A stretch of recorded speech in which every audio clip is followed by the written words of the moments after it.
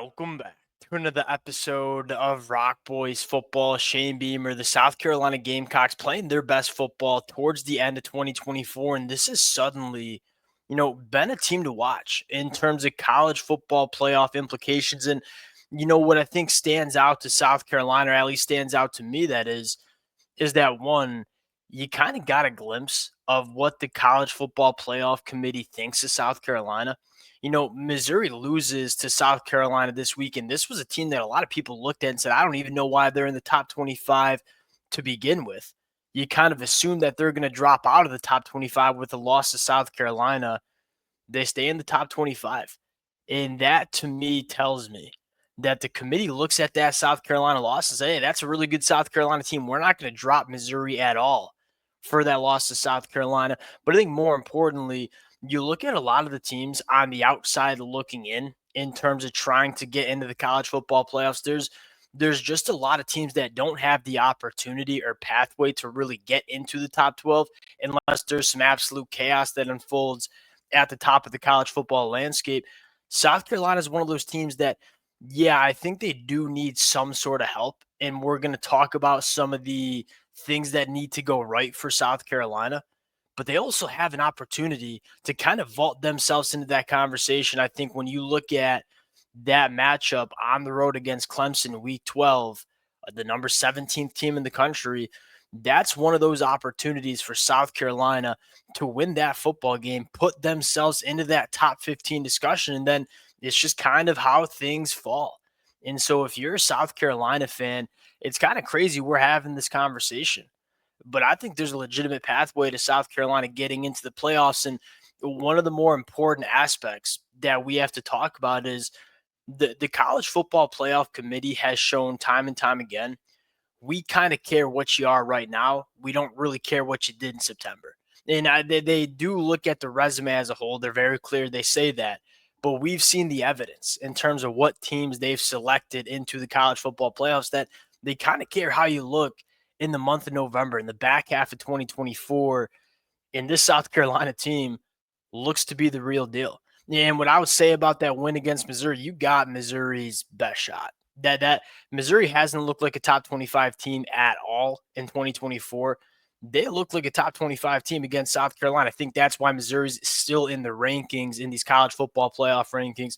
Want to get into, just a few scenarios that I think would be really beneficial for South Carolina to get into the playoffs. Now, before we do, and as always, the South Carolina fans, y'all have shown a ton of love, ton of support to the boys.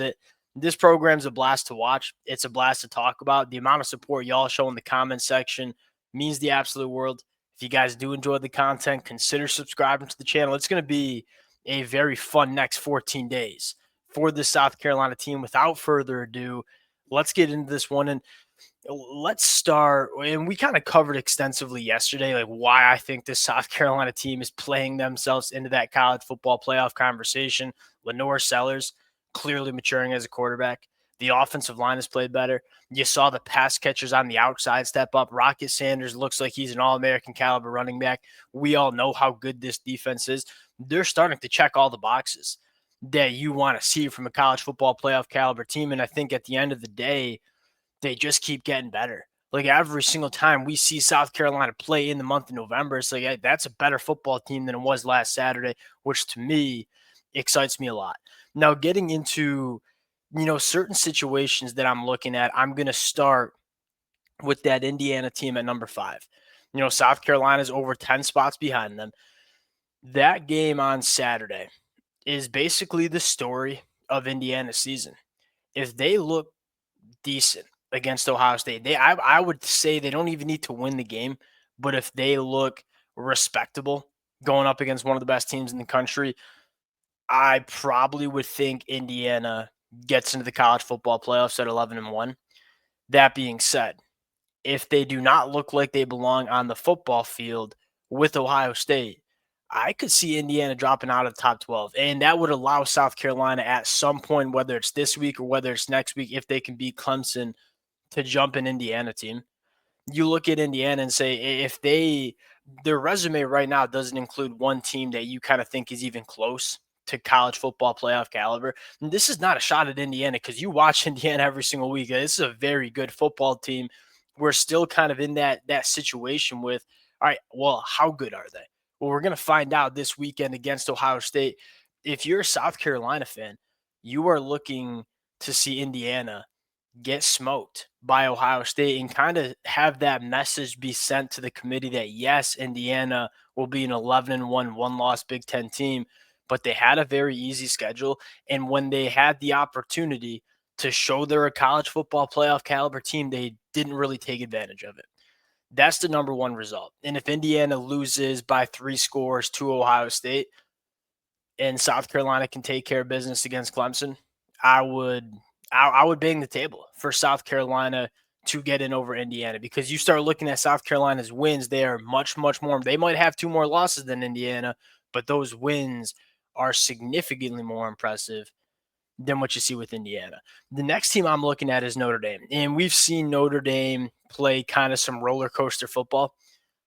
I do think there's you look at 2 teams. They play Army, who's a top 25 unbeaten team this weekend, and then you play USC at the last week of the season.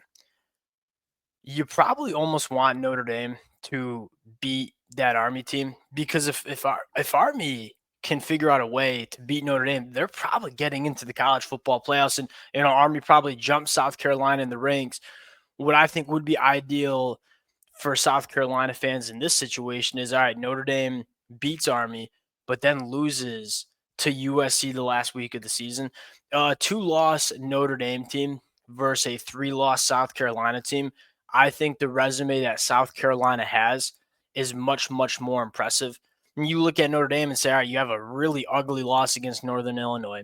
You have a loss against USC, and outside of that, road win against Texas A&M, who essentially was playing their quarterback too right now in Connor Wigman.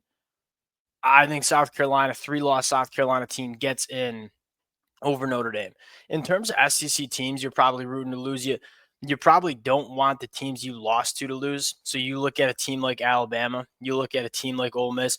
A 3-loss Alabama team, a 3-loss Ole Miss team, a 3-loss South Carolina team. I would be surprised if the committee put South Carolina above Ole Miss and Alabama when you have the head-to-head loss. Alabama maybe a little bit more so because you were very competitive in that game on the road. Ole Miss probably not so much. But you look at Georgia and Tennessee, those are some teams. And I don't think they're very realistic possibilities. Georgia kind of has an easy schedule to finish out. Tennessee, tricky road game against Vanderbilt, the last game of the season, but I would think they win out too.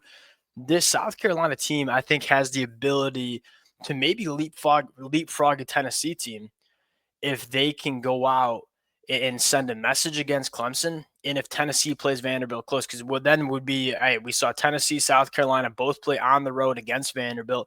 If Tennessee struggles, South Carolina dominated that football game against Vanderbilt. I could see that argument coming in where, hey, South Carolina might be a better team than Tennessee looking down the stretch. Those are kind of the scenarios that I think I'm looking at if I'm a South Carolina fan. And I think at the end of the day, you got to make sure you're controlling what you can control.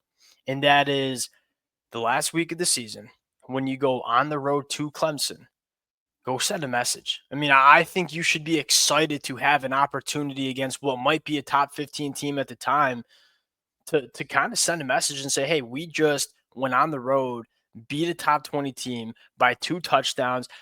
You look at the committee. We've seen the committee value those last couple of weeks of the season. Hey, how are these teams playing currently? You look at South Carolina over the last couple of weeks, smoking A&M, Vanderbilt, Missouri. They got a really good resume. They got a really good resume specifically in the month of November. So if South Carolina can take care of business against Clemson, I do think there's probably some chips that need to fall in the right way for South Carolina to really have a good argument. But we've seen some crazier things in college football than that. Keep an eye on the South Carolina team. They look like a college football playoff team. They're playing like one, and they're playing hot at the right time. I think that's what matters the most. We'll sign out there. We'll see kind of how the results happen this Saturday. We'll probably do another updated conversation about this next Wednesday. South Carolina fans, appreciate you guys rocking with it. If y'all do enjoy the content, consider subscribing to the channel, and we'll talk to y'all later. Peace.